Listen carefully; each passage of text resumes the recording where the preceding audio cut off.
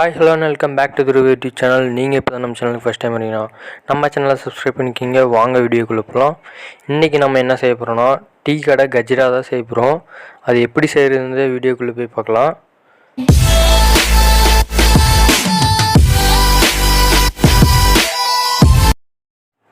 நான் இன்றைக்கி மெஷரிங் டம்ளரில் 3/4 டம்ளர் சுகர் எடுத்திருக்கேன்.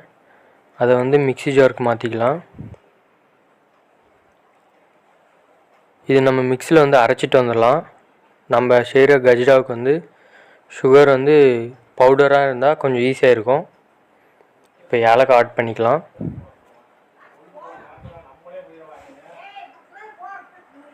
இது மிக்ஸியில் அரைச்சிட்டு வந்துடலாம். ஒரு ஃபைன் பவுடராக அரைச்சிக்கோங்க. இப்போ ஒரு மிக்சிங் பவுலில் நம்ம அரைச்சிட்டு வந்த சுகரை ஆட் பண்ணிக்கலாம்.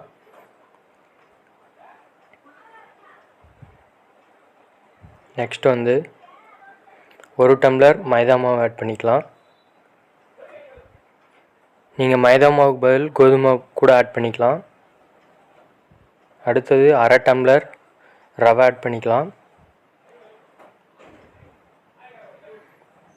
தேவையான அளவு உப்பு ஆட் பண்ணிக்கோங்க.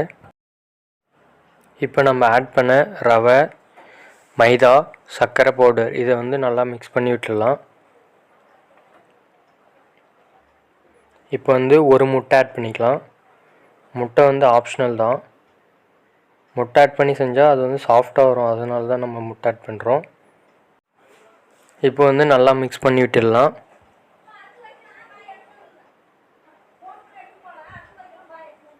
இப்போ நம்ம கொஞ்சம் கொஞ்சமாக தண்ணி ஆட் பண்ணி நல்லா பிசைஞ்சிக்கலாம்.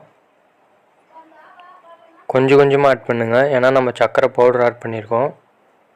நம்ம லைட்டாக தண்ணி ஆட் பண்ணாவே அது சர்க்கரை இலகிட்டு வரும்.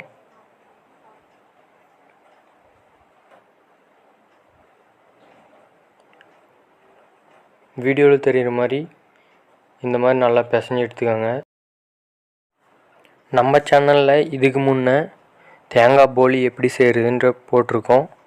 நீங்கள் வீடியோ பார்க்கலன்னா ஃபஸ்ட் கமெண்டில் பின் பண்ணி வைக்கிறேன், பாருங்கள்.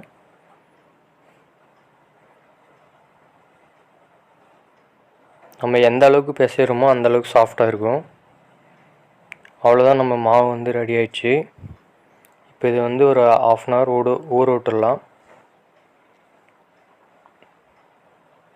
1/2 அன் ஹவருக்கு அப்புறம் நம்ம ஸ்டவ் ஆன் பண்ணி ஒரு கடாய் வச்சு எண்ணெயை ஊற்றி அதை பொரிச்சிக்கலாம். நம்ம எண்ணெய் சூடாக இருக்கா இல்லைன்ட்டு ஒரு கொஞ்சமாக மாவு போட்டு செக் பண்ணி பார்க்கலாம்.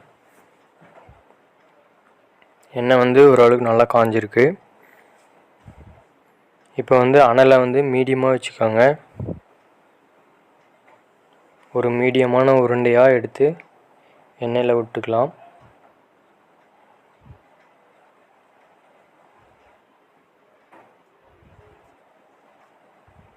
நம்ம அனலை மீடியமாக வச்சுக்கணும். அப்படின்னா மட்டும்தான் உள்ளெல்லாம் வேகும். இல்லைன்னா வெளியே மட்டும் அந்த கலர் வந்துடும், உள்ளே வேகாது.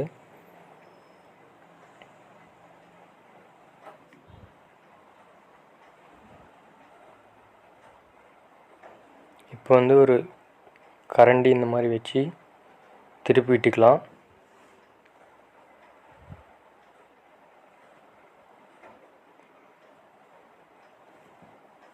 நம்ம கஜ்ரா ஓரளவுக்கு ரெடி ஆயிடுச்சு. இப்போ நல்லா கோல்டன் ப்ரௌன் கலர் வந்ததும் எடுத்துடலாம்.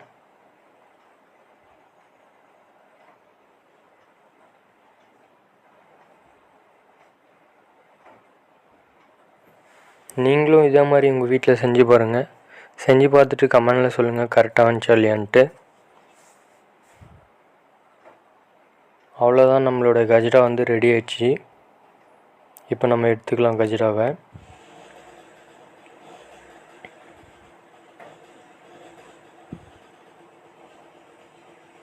நம்ம சேனலுக்கு யாராச்சும் புதுசாக வந்திருந்தீங்கன்னா நம்ம சேனலை சப்ஸ்கிரைப் பண்ணிக்கோங்க. நோட்டிஃபிகேஷன் ஆல் கொடுத்துருங்க. அப்போ தான் நான் போகிற ஒவ்வொரு வீடியோவும் உங்களுக்கு நோட்டிஃபிகேஷனாக வரும். இப்போ நம்ம கஜ்ரா டெக்கரேட் பண்ணிக்கலாம். வீடியோ பிடிச்சிருந்தால் லைக் பண்ணுங்கள். ஃப்ரெண்ட்ஸ் அண்ட் ஃபேமிலிக்கு ஷேர் பண்ணுங்கள். தேங்க்ஸ் ஃபார் வாட்சிங்.